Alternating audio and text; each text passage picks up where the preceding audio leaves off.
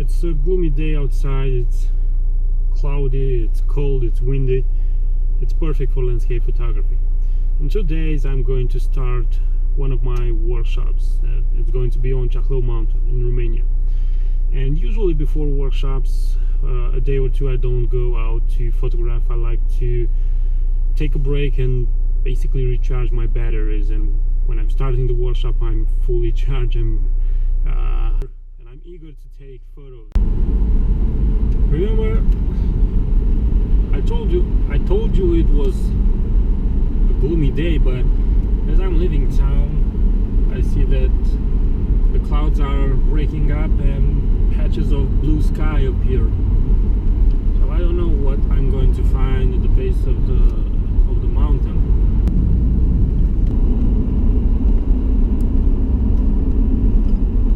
I'm arriving at the base of the mountain. As you can see, there are clouds up there, but either way it's spectacular.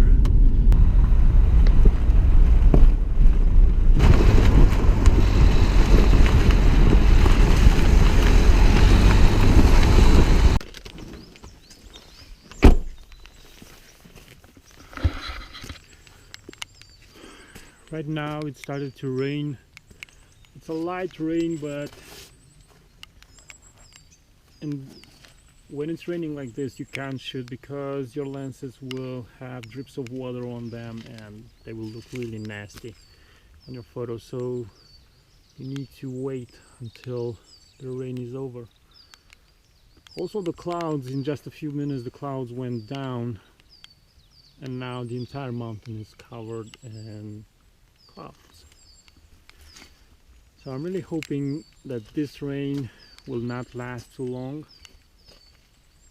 I'll either wait by the car or hike through the forest. I don't think in the forest the rain gets to the ground, so it's going to be okay. I don't know if I'm going to get the photo today, but at least I'm going to try.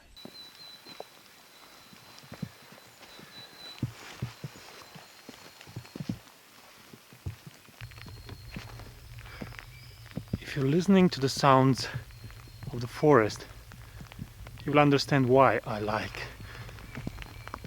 doing this. Just listen.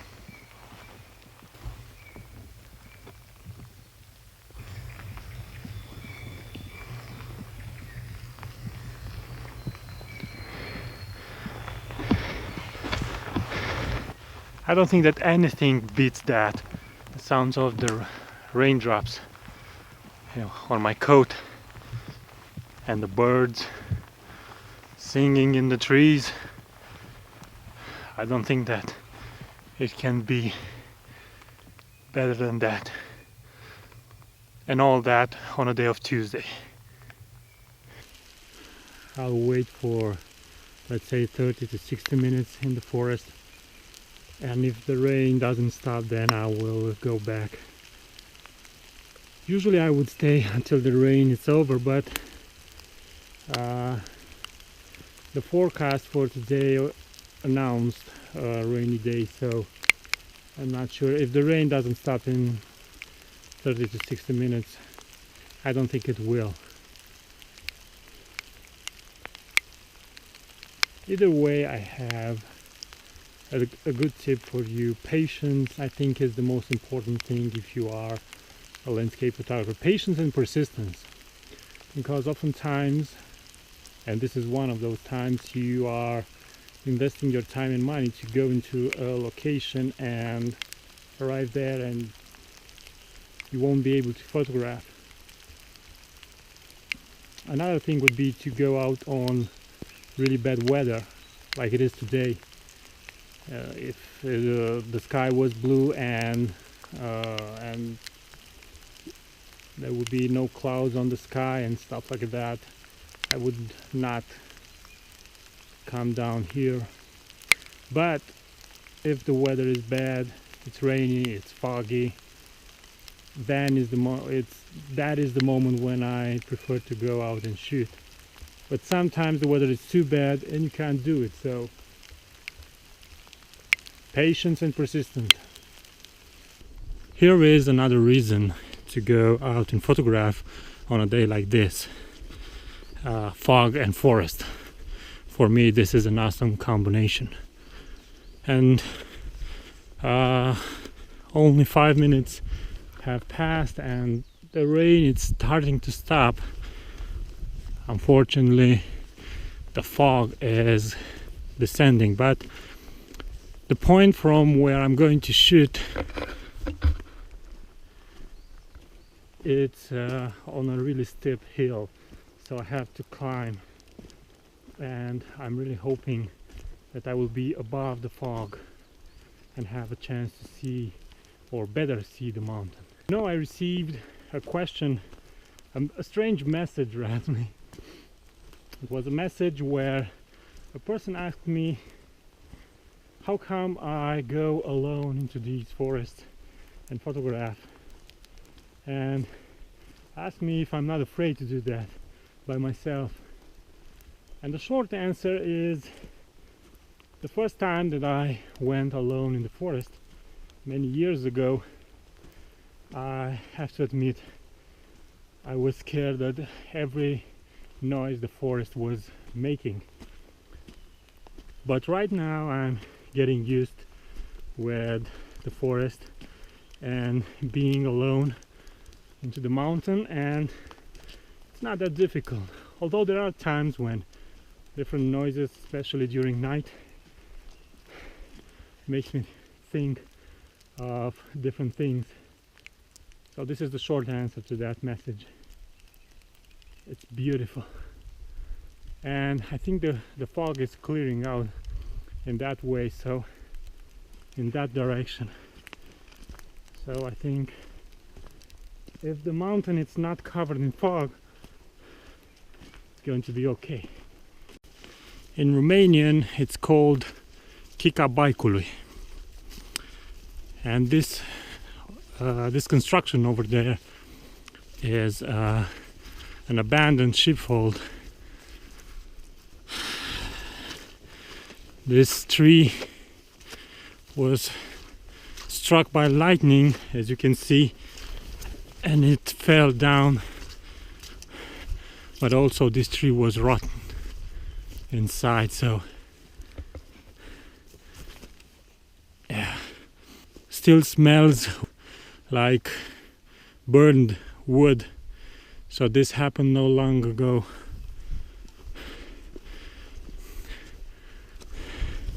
This is a warning that during heavy rain with thunders and lightning, be careful where you are taking shelter.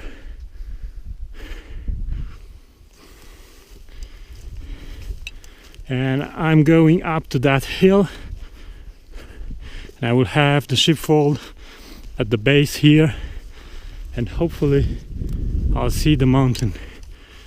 But from what I'm seeing right now, I have to wait some more.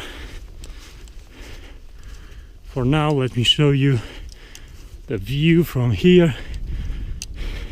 You can see how the wind, it's blowing the fog through this ridge over here.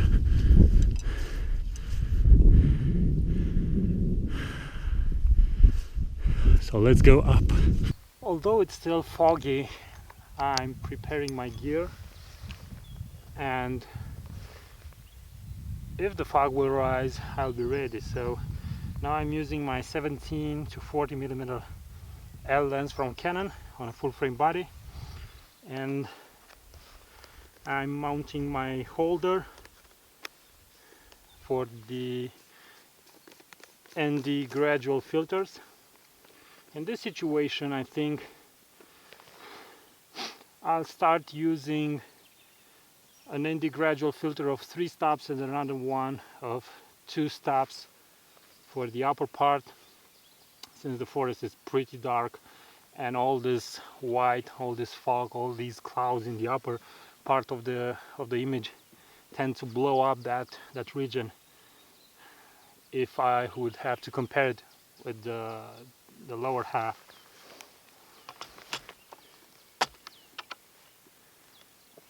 The rain stopped completely. As I told you, patience. So it's safe for me to mount the ND filters. I know that I will not have raindrops on the filters. Waiting for the fog to clear, I'm thinking to talk about a new trigger that I'm having. This trigger was sent to me courtesy of the guys from Triggertrap. The trigger is pretty light. It's composed by two simple cables. This is the phone holder that you would mount on top of the camera. I'm not sure if this is a good idea because it holds the phone, but I'm not sure that it's going to work well on the camera, because whenever I'm going to press the phone, it's going to move the camera. But this is really good because you can easily hang this on your tripod, for example. Now, the good thing about this trigger is the price. It's really low, and the fact that it's controlled by a phone app.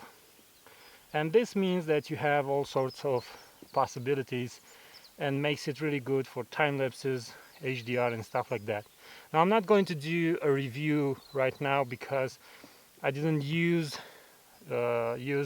this trigger yet.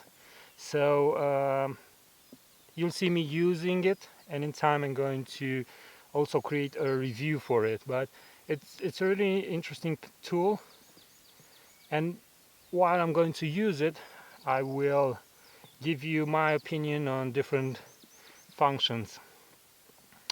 When I'm going to do single shots, I don't think that I'm going to use this. I'm going to use my infrared trigger. It's much more easier to do that. As you can see, the fog is rising and the beauty of the mountain will appear before us. As I told you, my friends, patience and persistence.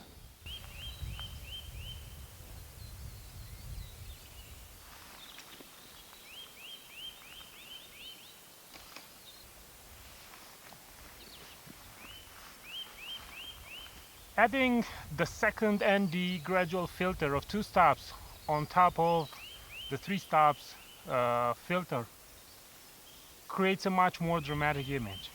Now, this is a personal choice of mine. It's not necessary. It's not completely necessary to use another 2-stop ND Gradual filter, but this is the kind of landscape photos I like to make. I think it's really great. You can see down here the sun on the grass and created a spot of light, and then came the forest and then the clouds in the back. I think it's a really good day to be a landscape photographer. This mountain has almost 2,000 meters, 1,907 meters. It's not that tall, but it's really impressive with all the rocks, with all the rock formations. It's also a mountain that for almost every rock has where almost every rock has its own legend.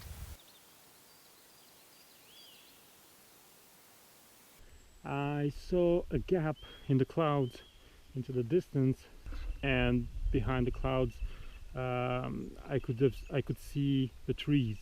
So I took a shot with a telephoto lens on my 60D, and we'll see if the camera managed to capture all those details in post-production. When you're photographing a great landscape like this, don't use only the wide lens. Also concentrate on details by using a telephoto. There are lots of details, especially when the fog clears and some of the rocks are into the fog, some of the rocks are not. the fog takes different shapes. So it's really important for you to pay attention to all these details, but also to the big picture, and to switch very quickly between lenses. While I'm photographing, I'm always checking my histogram. It's an important tool. Learn to use it. It's not there for nothing. It will tell you everything to know about your photo in terms of technical accuracy, in terms of getting all the details in the photo. Although it was a really bad weather, I had the chance of photographing this majestic mountain where I'm going to be 2 days from now.